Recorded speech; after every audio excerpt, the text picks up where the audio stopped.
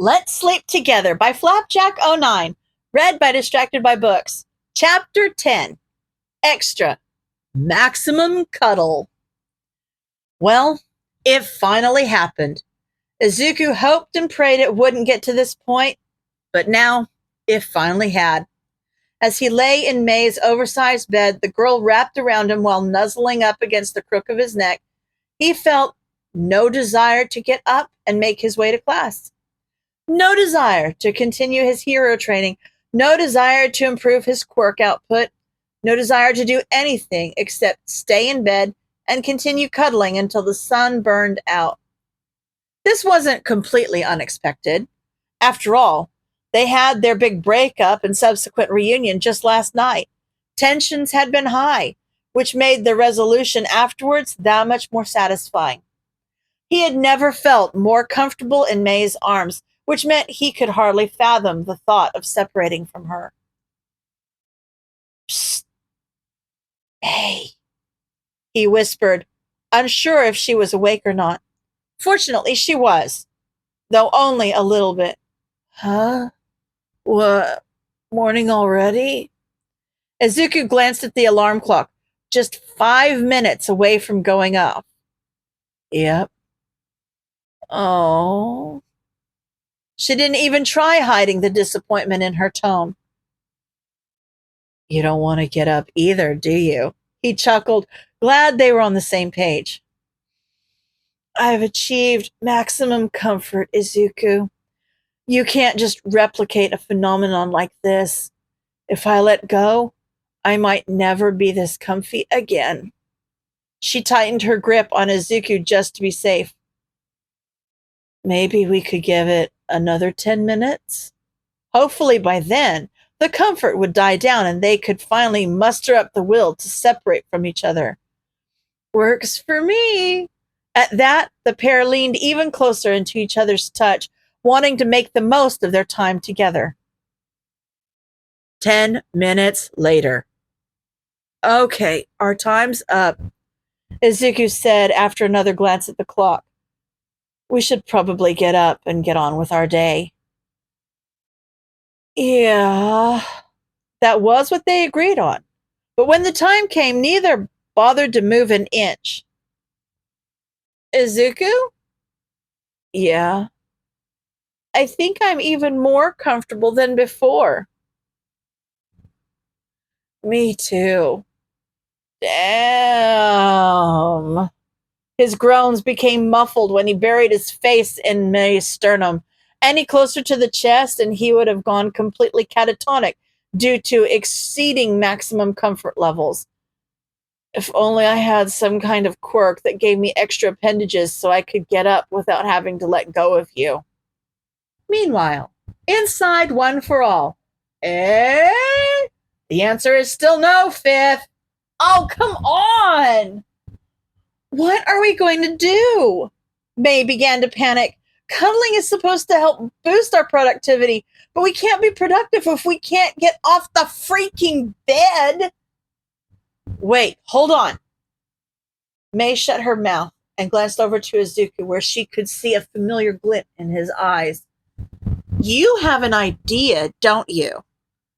I do. It's weird. It's crazy, and it might end in embarrassing failure, but it might just work. Sounds like all my usual ideas. Then we're already in good shape. Hey, Midoriya.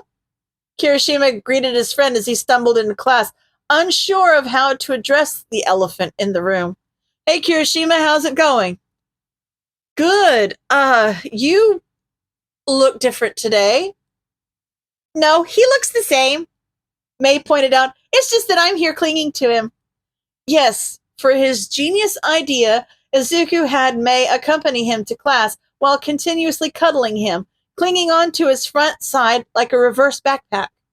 Naturally, this odd sight did not go unnoticed by the rest of the class. Okay, now you're just rubbing it in, Mineta huffed bitterly, still without a cuddle buddy.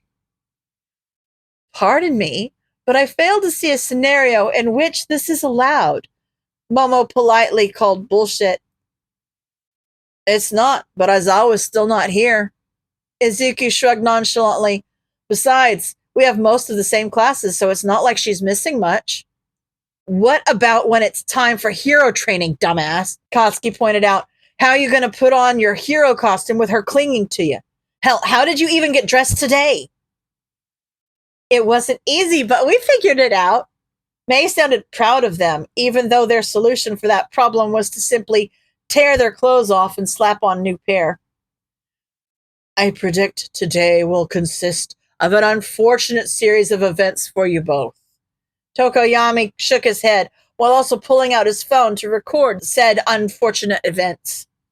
And as you can see, the graph here displays exponential growth as a result of the x becoming an exponent. Ectoplasm gestured to the board as part of his math lesson, and while Izuku was busy jotting all this information down, soaking up facts like a sponge, there was someone else right in front of him who was noticeably struggling.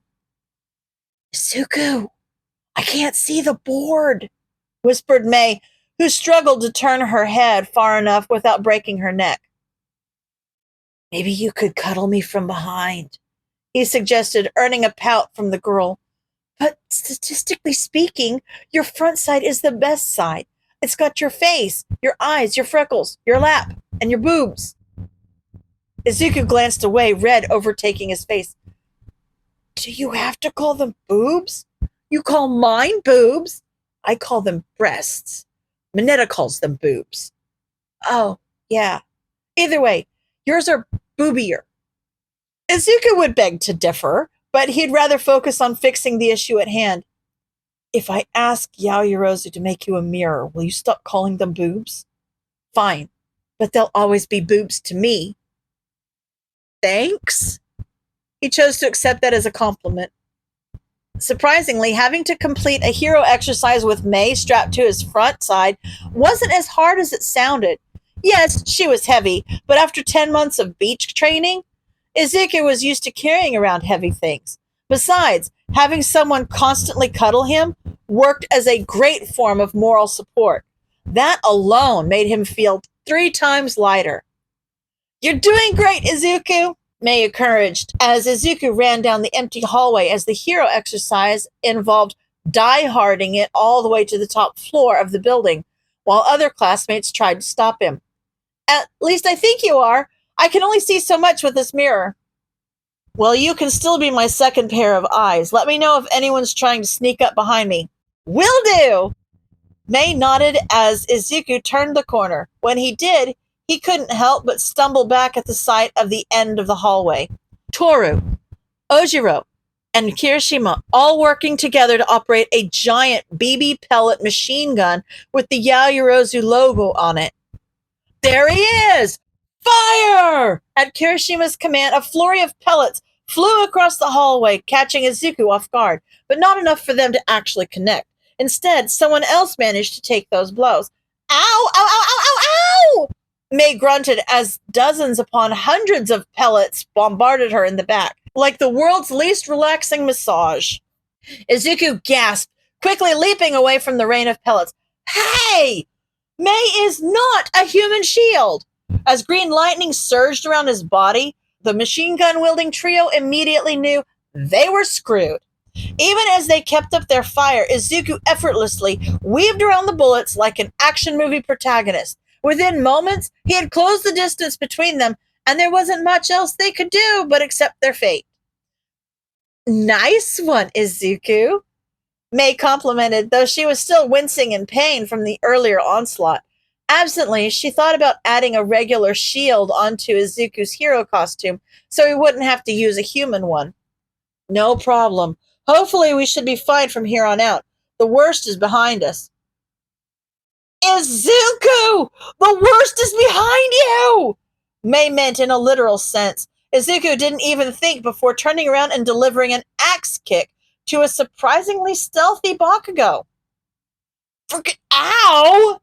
He moved his now bleeding head, all while Izuku wondered how he was still conscious. Move aside, Deku. I'm only after Hatsume this time. Wait, me? May pointed at herself, surprised.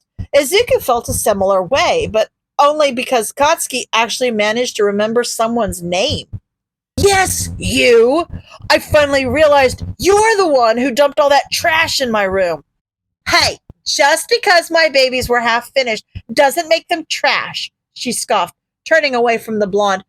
Izuku, kick his ass. Okay, and he proceeded to do just that. Of course, May still had her own duties to attend to, 99% of which involved the support lab in some manner. As such, when lab time rolled around, she and Izuku switched places, with him being the one to cling to her. Some might see this arrangement and assume it to be awkward or unruly, but when it came to cuddling, they both found themselves to be perfectly in sync. Hammer. May held out her hand expectantly, not even bothering to look up from her work. Hammer. Izuku plopped the tool into her grasp, which she made use of before quickly discarding. Wrench, she requested once more. Wrench, Izuku supplied, like the perfect lab assistant he was. Blowtorch, blowtorch. Peanut butter. Peanut butter? As confused as he was, he still followed her command, finding a jar of peanut butter inexplicably placed on top of her tool bench. As he did that, he spared a glance at May's progress, which was shockingly minimal. No offense, but I hope you don't plan on working on this all night. What? Of course not! May laughed off the notion, something that she wouldn't have dreamed of just a few weeks ago. We still have to get back and cuddle for real, don't we? That we do. Izuku nodded, and though it went unsaid between the two of them, the sentiment was as clear as day. They may have had fun cuddling throughout the day, but nothing beats snuggling up together on the oversized bed in May's room.